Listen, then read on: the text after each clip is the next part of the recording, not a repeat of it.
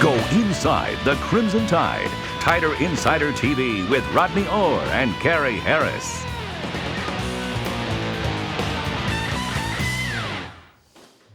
Good evening, everybody, and welcome in to Tider Insider TV, presented each and every week by Buffalo Rock, alongside Rodney Orr from TiderInsider.com. I'm Gary Harris, and Rodney, tonight, since it was a big Alabama victory over number 8 Michigan, we're going to celebrate with a regular Pepsi. A little more sugar? On the Pepsi more next, sugar? yeah. Just hey,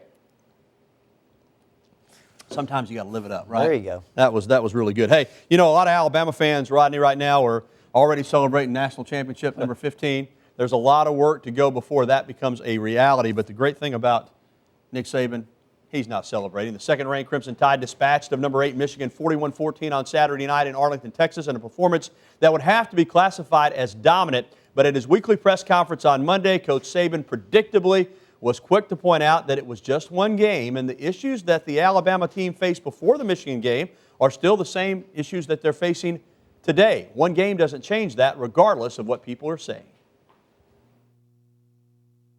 Everyone thought that we were too young, too inexperienced, couldn't handle success.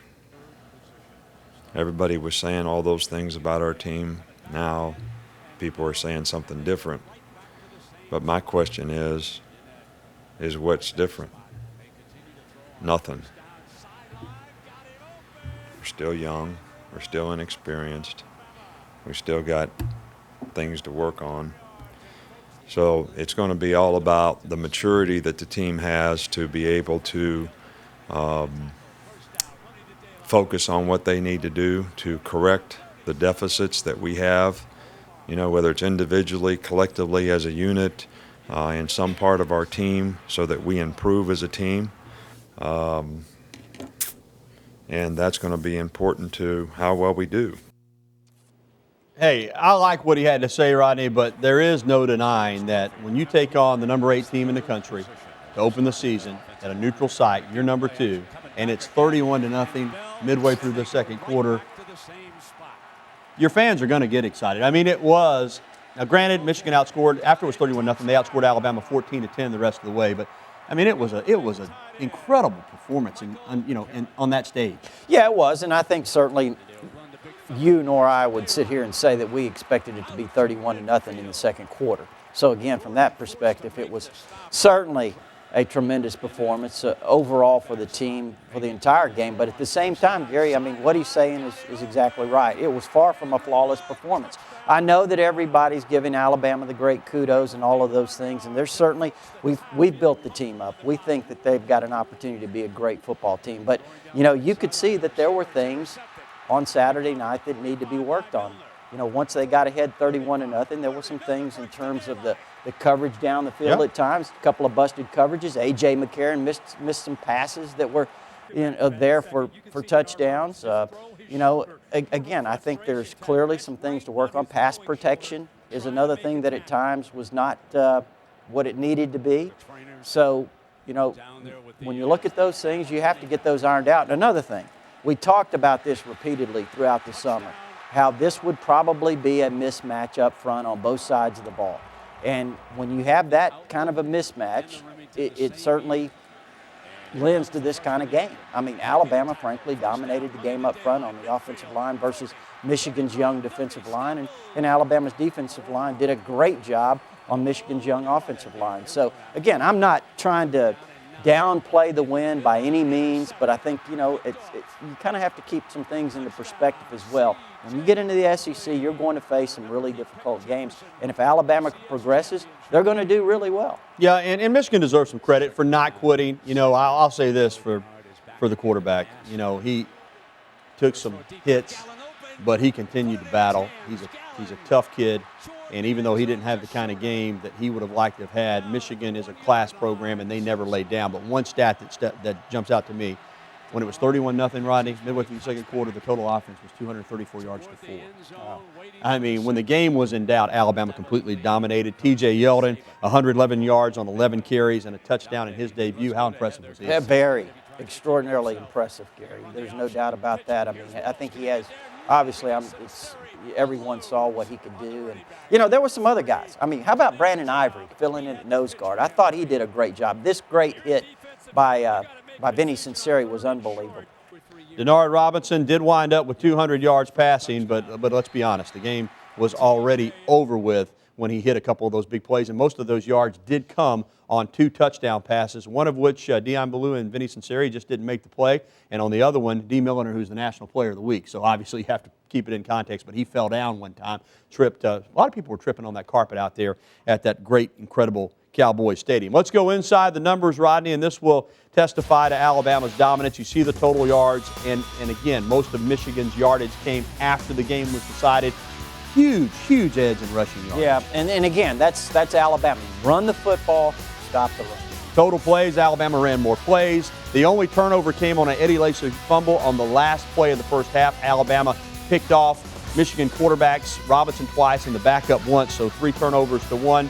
Passing yardage, the only by a yard that Michigan had an advantage. But let's talk about A.J. McCarron.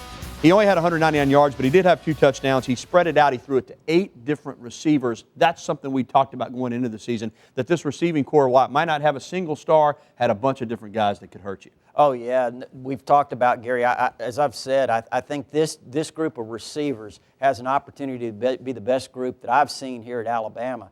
And they may not have a Julio Jones, but they have a lot of really good players.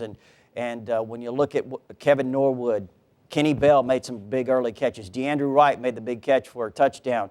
And, hey, how about Michael Williams getting free for that first touchdown? The tight ends really did a good job. I thought Justin Fowler was really good, too, at the running back spot, Gary. And his versatility, moving up to fullback, that I formation that we saw inside the 10-yard line, I don't really recall that wrinkle last year. You didn't see it, and I love it. And I tell you what, I thought Alabama looked much better inside the 10-yard line for the most part when they were running the football. You know, we saw Fowler. We know he's a good runner. But when he's in that I formation at fullback, he's a punishing blocker leading in there from one of those tailbacks. Also, you have the option of handing him the ball from the fullback position. I love the I formation when you got a guy like Justin Fowler leading the way. And I think at some point we're going to see him catch a pass, too, because absolutely. he's really a talent. Matter of fact, they tried one, you know, the little shuttle forward. And had A.J.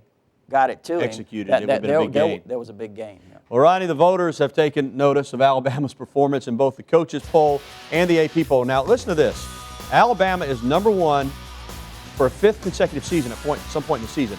That's only the 2nd time that's happened in the last 50 years. Miami did it with those great teams from 1986 through 1992. Coach Bryant never was able to do it with all those great teams in the 60s and 70s.